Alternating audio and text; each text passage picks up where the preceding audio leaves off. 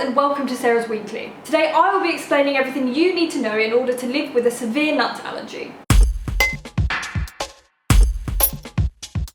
First of all, I've decided to make this video because I am someone living with a severe nut allergy to every single nut. And I was on a flight back from Mallorca, and basically what they have to do on the plane is announce that there's someone on board with a severe nut allergy, and then they announce that they're not going to sell any nut products and ask everyone on flight not to consume any nut products. But when I was asleep, my dad noticed that there was someone next to me who had just been sold a bag of nuts. And let's just say thankfully my dad was next to her to notice it. So that's basically why I'm doing this video. Now by severe, I mean anaphylactic.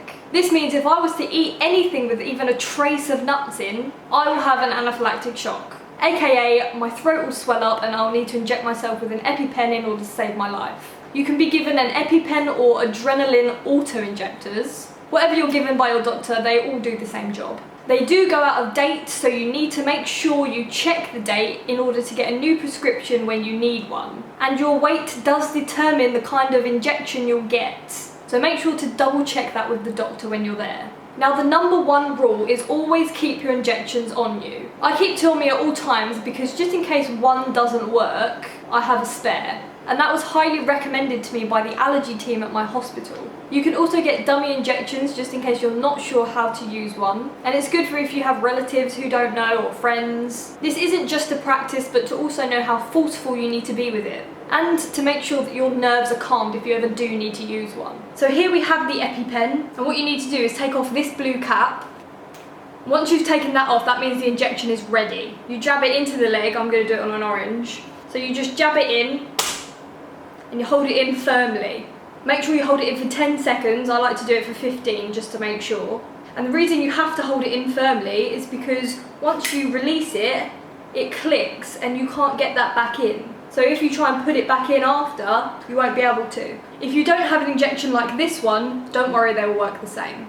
This is the one I used to have, which is an old one. You can't get these anymore, but it works exactly the same.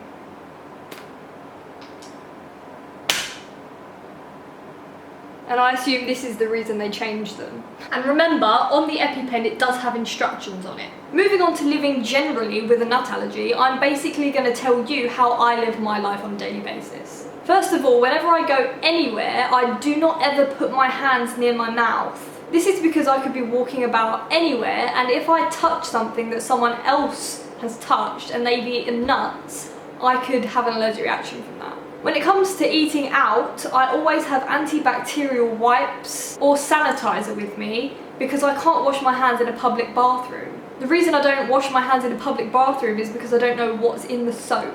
Lots of soaps, perfumes, all stuff like that can contain nuts. So make sure when you buy anything like that to always check the ingredients. And when I say check everything, I really mean it. I couldn't get my nails done the other day because there was almond oil in the products they were using. I had to get an allergy test by my hairdresser to make sure I wasn't allergic to the hair dye. I had to get my tattooist to check all of his sanitary products and his ink to make sure that none of that had any nuts in. So if you are someone who wants to get tattoos, wants to dye your hair, make sure you check those things. In terms of food when eating out, it can get a little tricky. All places like KFC, Burger King, McDonald's usually have an allergy sheet, or they have a diary which has all of their allergens in it. This is basically a piece of paper with a list of everything they have on the menu, and it says what allergens it has in it. So basically it will have the list of food, then it will have a load of boxes, one for nuts, one for milk, etc. And if the box is ticked, it means that it has that allergen in it. So for example, if I wanted to get a burger and the nut box was ticked, I wouldn't be able to eat that. Usually these sheets are located on the fast food trays, or you can ask a member of staff. If you're in a place where they don't have a sheet for this, I usually ask whoever's serving me about it. So I'll say, hi, I'm severely allergic to nuts, can you cater for me? And it's important that you say severely, otherwise they're going to assume that your allergy isn't that bad. And then I usually follow with, do you use nuts in your restaurant? If they do use nuts in the restaurant, I personally wouldn't eat there, because there's always that risk of contamination. In other words, they'll cook my food where they've already cooked someone else's food, and that food could have had nuts in. This is usually the case with fast food restaurants, so I stay well away from any Asian-based foods because they do use a lot of nuts. If it's a proper restaurant where you sit down and have a 3-course meal, I usually ask the chef if he can cater for me.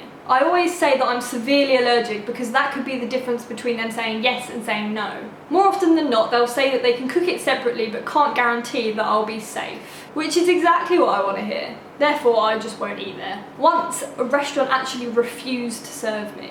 When it comes to general food like in supermarkets, you can just check the ingredients on literally anything. It does take a lot of time if you're doing a big shop, but it is worth it. In Marks and Spencer's, they do have a big logo that says the word nut on it, which basically means that the product you're trying to buy is not safe. But to be honest, most places you will have to check.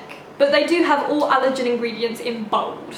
So usually at the bottom of the ingredients it will say all allergens in bold. But make sure you check under that, because the only allergen that's going to be in bold are things that are actually in the product. And underneath, it could still say may contains nuts, even if there's no nuts in the product. So sometimes it can say all allergens in bold, you'll check the bold, there'll be no nuts, and then underneath it will say not suitable for nut allergy sufferers, because it's been made in a factory that produces nuts. I avoid all things like that because I don't want to risk it. Not everyone is like me, some people do risk it, but that's just not what I do. Now, if you have a child going to school with a nut allergy, your school should be able to offer you a care plan. That basically means that your child's photo will be put up in the staff room and all staff members will be notified about his or her allergy. Double check, because obviously all schools have a different policy. When I was at school, I was put in an allergy section where everyone with an allergy would eat together. But then I'm sitting there with someone with a milk allergy when I've got milk in my lunchbox and he's got nuts in his. So, pretty stupid. And I recommend that you give your child a packed lunch because it's just risk-free. Now, if you're older and going to college, university, and require accommodation, then it can get a bit tricky. When I first went to university, I was put in halls with my friends, but then I went into the kitchen and there were nuts everywhere. And luckily the woman in charge had a flat that I could rent in the halls. Obviously that is a rare case and I was very lucky there. So I would really recommend thinking about whether you can commute to uni or whether you're happy to share with people you don't know. It's definitely worth ringing your uni to ask about it. If you do end up sharing with other people, I would recommend cleaning everything before you use it, especially the microwave and the oven. Also, it's important that they're all aware of your allergy. Then obviously in your second year of uni, you're probably going to want to share with your friends. I share a house with 4 friends who are extremely good with my allergy. They don't buy anything with nuts in and I trust that they won't. And if they accidentally do, they always tell me about it and they always get rid of it. So the fact that I can trust them plays a very big part in me being able to live there. My housemates are amazing with it, so shout out to my housemates for being amazing. Now, if you're going to another country, there are a few steps you need to take. Now, the first step is ringing up your airline and making sure they will make an announcement on the flight saying that there is someone with a severe nut allergy on board. And make sure they are willing not to sell any nut products on the flight. And to make sure those on board will not consume any nut products they bought previous to the flight. Airlines that I have flown with that do this are Thomas Cook, EasyJet and British Airways. But make sure to check before you get on the flight because some airlines don't do it. And I've had airlines that refuse to do it before. Now, whatever country I go to, I always make sure I have a translation card with me. I've just come back from Spain and I always have a Spanish translation with me that says, I'm severely allergic to all nuts. I could die if any nuts are in my food or if I eat any food prepared with nuts. Can you cater for me? The card can say whatever you want, but those are just what I have. And they work pretty well. So those are all the important things you need to know about living life with a nut allergy. I hope this video can help anyone struggling living with a nut allergy. If you have any questions, please contact me on any of my social medias, links are in the description. Or comment on the video and I will reply ASAP. Thank you so much for taking the time to watch this video. Share it and you could help someone. Thank you for watching, have a great week and I will see you in the next episode. 3. The Simpsons Treehouse of Horror. Now obviously there are quite a few of these, and not all of them are scary. My personal favourites are ones like Nightmare Cafeteria, Dial Z for Zombies.